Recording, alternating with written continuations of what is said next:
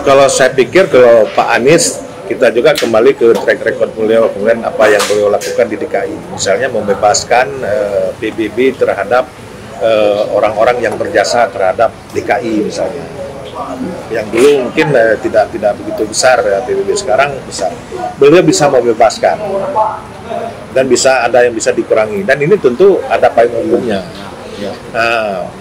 Kalau kita lihat dari tindakan beliau terhadap warga DKI misalnya yang sudah ini, saya pikir beliau sangat respect dan beliau peka terhadap kondisi yang seperti itu. Tinggal saja kita menyampaikan. Tentu yang menyampaikan pemerintah daerah, DPR, itu lembaga-lembaga resmi, DPD. Yang paling penting saya pikir bukan hanya DPR, DPD juga penting. DPR ini kan, DPD ini kan mewakili daerah, Dewan Perwakilan Daerah. Dan punya peran yang sangat penting sebenarnya memperjuangkan kepentingan daerah, termasuk masalah anggaran. Dan saya yakin kalau Pak Anies misalnya terpilih jadi presiden, beliau akan melihat, mereview ulang itu. Kalau bahkan menurut saya sudah hanya sampaikan kepada teman-teman dari aliansi kami, Aliansi Nasional Indonesia Sejahtera, Pak Anies harus bisa merekonstruksi ulang Indonesia ini. Juga termasuk Aceh. Kalau konteks kontrak politik tentu nggak bisa per satu kelompok, satu daerah, karena mungkin secara politik juga nggak dibenarkan seperti itu. Tapi itu kan terikat secara moral dan juga politik. Tapi kalau dibuat dalam bentuk tertulis, mungkin ini saya pikir tidak etis juga kalau Pak Anies mau misalnya. Kalau dia membuat kontrak politik seluruh masyarakat Indonesia.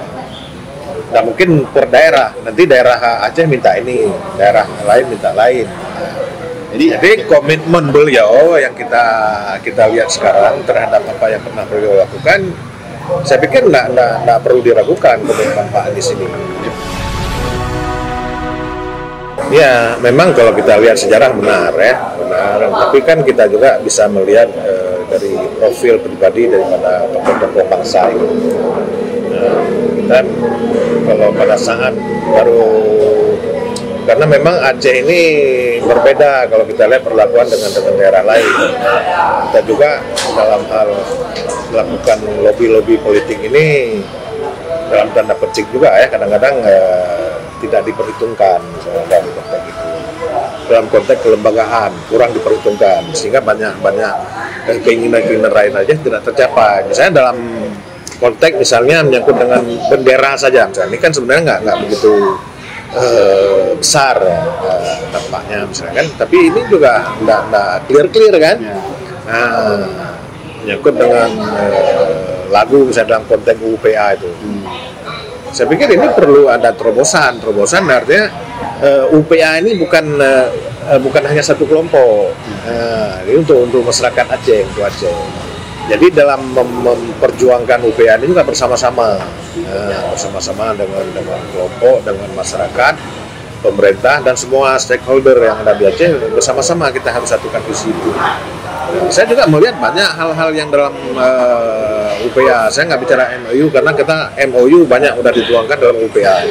Kalau saya lebih suka berbicara masalah UPA.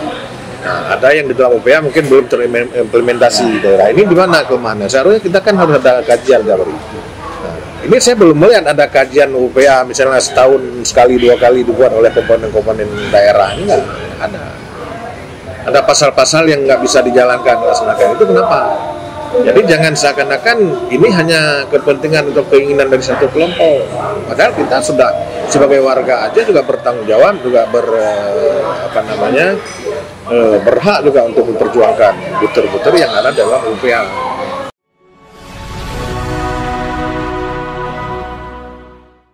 Ya, saya pikir memang masyarakat aja kita akan melihat track record Pak Anies selama memimpin Jakarta, kita banyak melihat keberhasilan. Saya pikir tidak ada alasan lain kita masyarakat Aceh ini dari kesampingkanlah kelompok partai politik. Yang jelas kalau kita masyarakat Aceh hari ini bisa mendukung Pak Anies, bahkan kalaupun tidak 100%, 95% kita bisa mendukung Pak Anies. Nah, karena dalam demokrasi tidak mungkin ada yang mutlakan tidak mungkin. Pasti ada satu pihak yang tidak setuju, tidak sepakat. Itu kita wajar-wajar saja dalam politik. Tapi untuk kepentingan Aceh ke depan kita bisa berharap pada profil atau figur Pak Anies kalau beliau menjadi Presiden Indonesia 2024. Pesan kami kepada Pak Anies Baswedan, kami dari relawan Aliansi Nasional Indonesia Sejahtera Indonesia yang ada di Provinsi Aceh, tentu juga mewakili teman-teman dan juga masyarakat Aceh, harapan kami apabila beliau atau Bapak nanti menjadi Presiden, mohonlah memperhatikan Aceh bisa lebih baik dari sekarang. Karena banyak pengalaman-pengalaman pahit yang diderita oleh masyarakat Aceh, dan harapan kami dan masyarakat Aceh ke depan ini bisa memperbaiki ke arah yang lebih baik dan lebih sejahtera masyarakat Aceh. Banyak hal yang belum terrealisasi, misalnya menyangkut dengan undang-undang pemerintahan Aceh. Mungkin pada saat Bapak menjadi Presiden nanti bisa memperbaiki ke arah yang lebih baik lagi.